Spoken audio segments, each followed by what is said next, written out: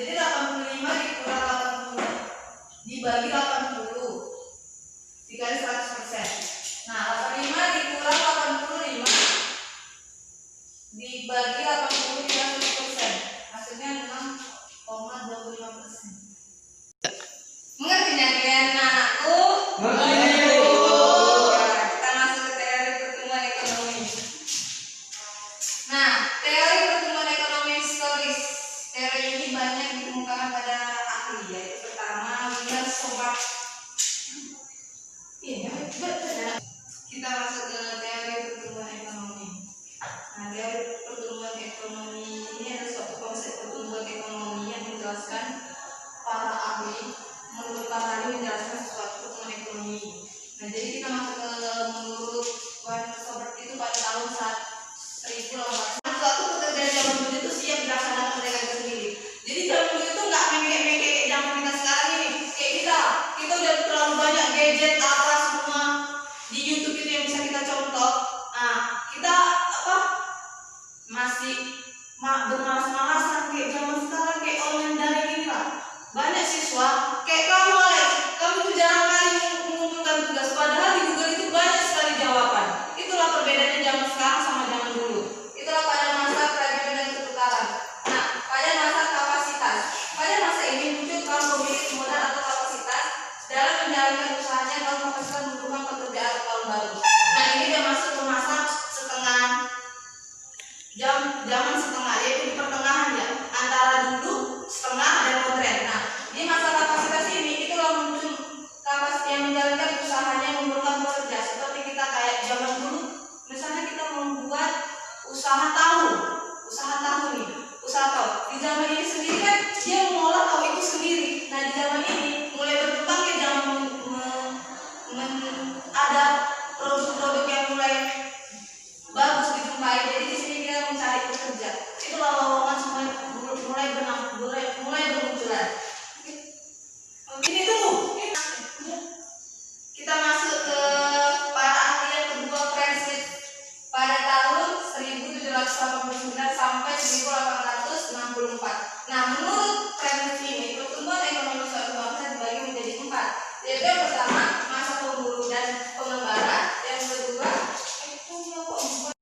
kita masuk menurut para ahli yang kedua, Francis pada tahun 1789 sampai 1864. Nah, menurut Francis ini pertumbuhan ekonomi itu terbagi jadi 3. Yang pertama masa pertumbuhan dan pengembara, yang kedua masa berternak dan bertani, yang ketiga masa bertani dan kerajinan. Yang kita masuk yang ke pertama masa pertumbuhan dan pengembara.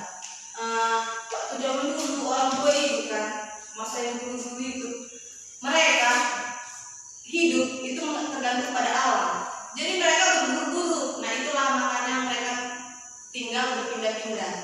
Jadi dulu ketika mereka orang tua ibu aja makan, itu harus pergi ke hutan untuk memburu suatu apa yang bisa dimakan. Itulah pada masa pemburu dan pengembara.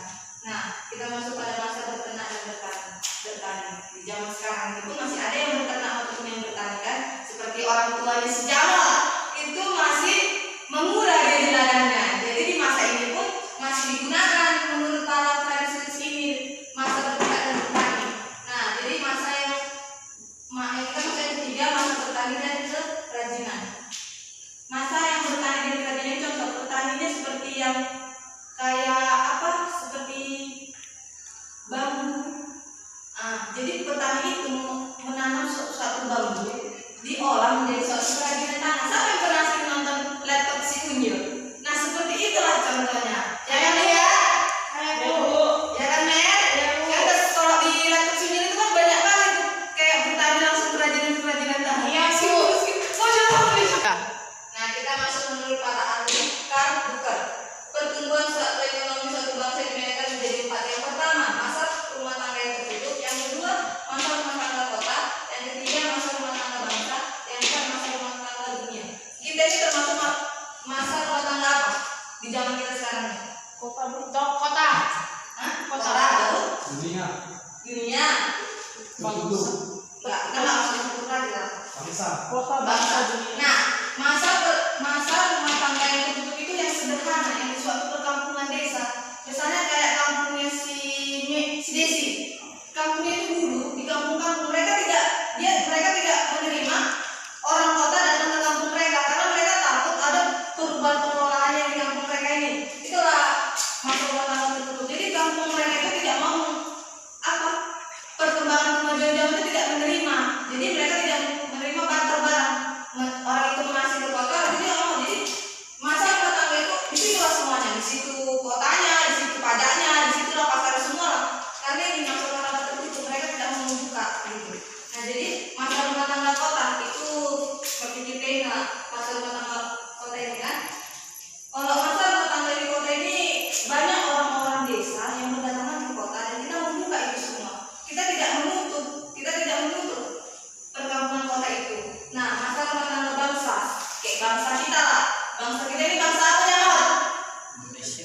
bahasa Indonesia.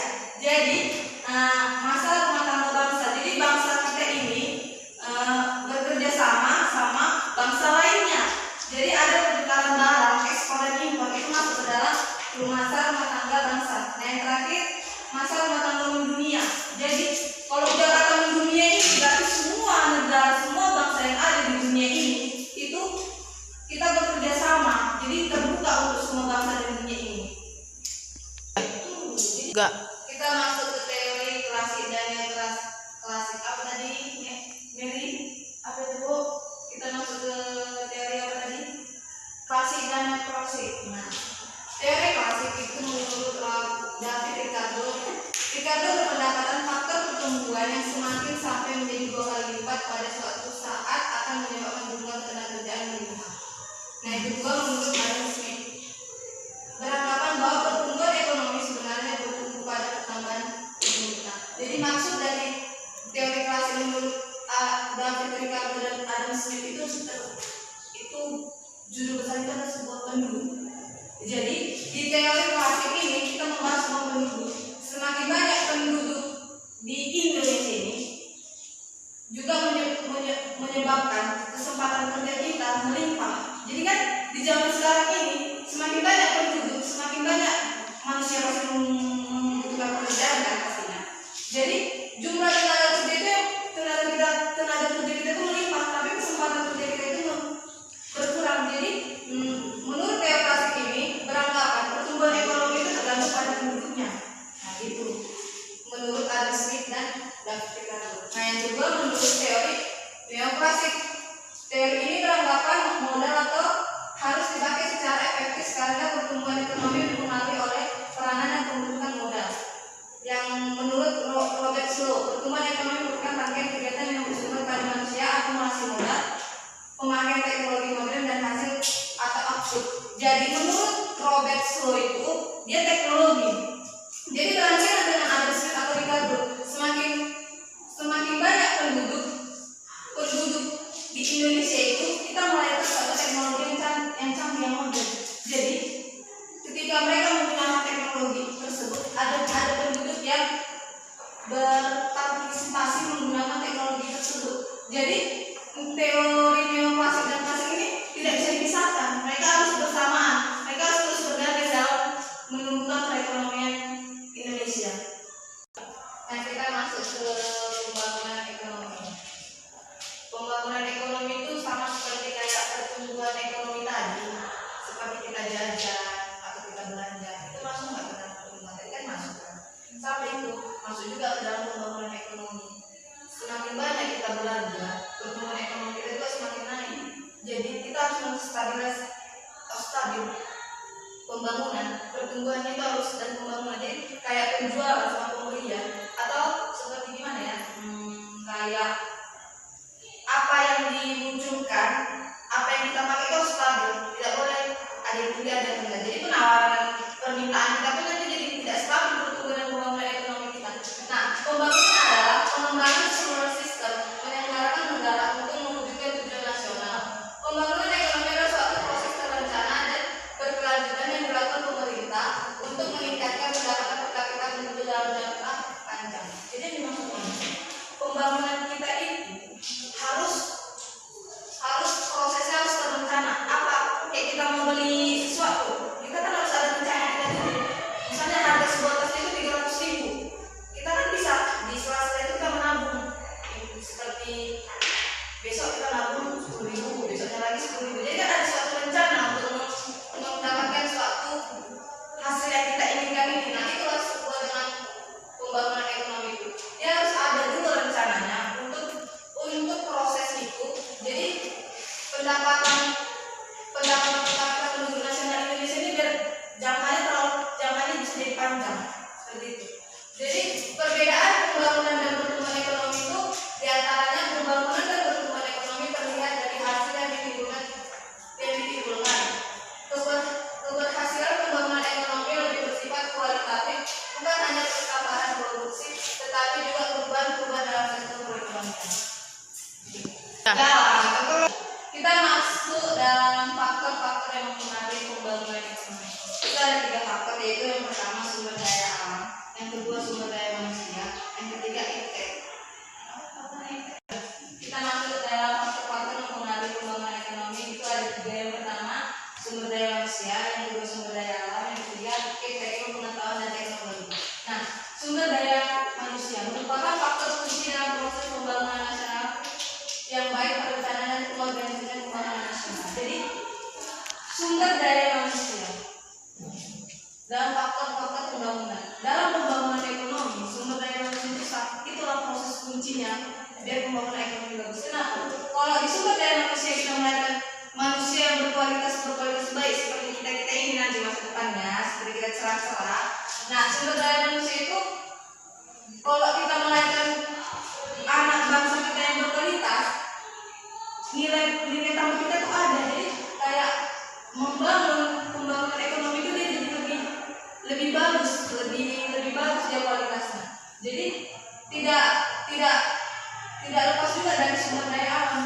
Ada manusianya tapi tidak ada sumber daya alam. Kita sama aja. Jadi apa yang dikelola orang itu kalau tidak ada sumber daya alamnya?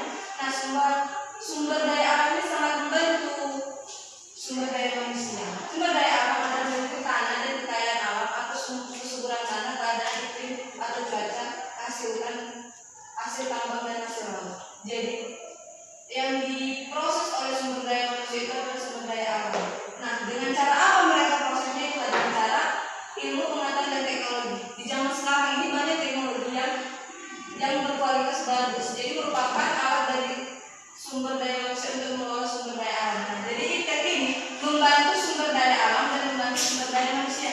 Jadi faktor yang tiga ini sangat berpengaruh, tidak bisa dipisahkan. Nah, sekian dari itu sudah menjelaskan tentang konsep pertumbuhan ekonomi dan pembangunan ekonomi. Nah, sebelum ini membuat post-test dalam waktu 5 menit. Jadi siapa yang duluan siap mengerjakan post-test yang ibu kasih dapat nilai plus. Jadi soalnya ibu kasih ya, ibu bagikan.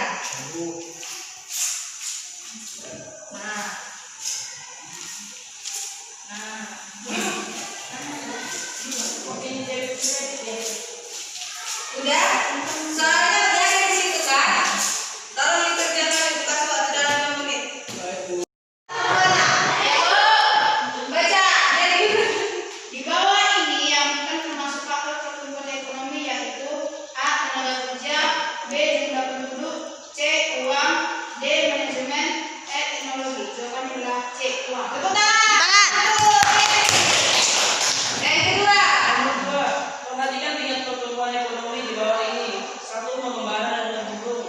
2. Peternak dan petani. 3. Pertanian dan kerajinan. 4. Industri, kerajinan dan perdagangan. Pertanyaannya, pendapat di atas dikemukakan oleh jawabnya A. betul. Tepuk tangan untuk dia. Yang ketiga, Yang ketiga di bawah ini yang bukan merupakan tahap dalam pertumbuhan ekonomi masyarakat yang menurut tambahan yaitu rumah tangga. A. Dunia, B. Bangsa, C. Tertutup, D. Kota, E. Internasional. Jawabannya adalah E. betul. Tepuk tangan. Nah, inilah yang perhatikan ibu mengajar. Makanya yang depan kalian kerja dulu. Makasih ya. Udah. Nah, ibu akan mengasih PR kita. PR kita di halaman 46 itu ada pilihan ganda objektif itu 15 soal. Nah, itu dikumpulkan minggu depan dan minggu depan kita akan membahas ketenagakerjaan. Mengerti? Mengerti, Bu. Oke, sekian, terima kasih. Selamat siang.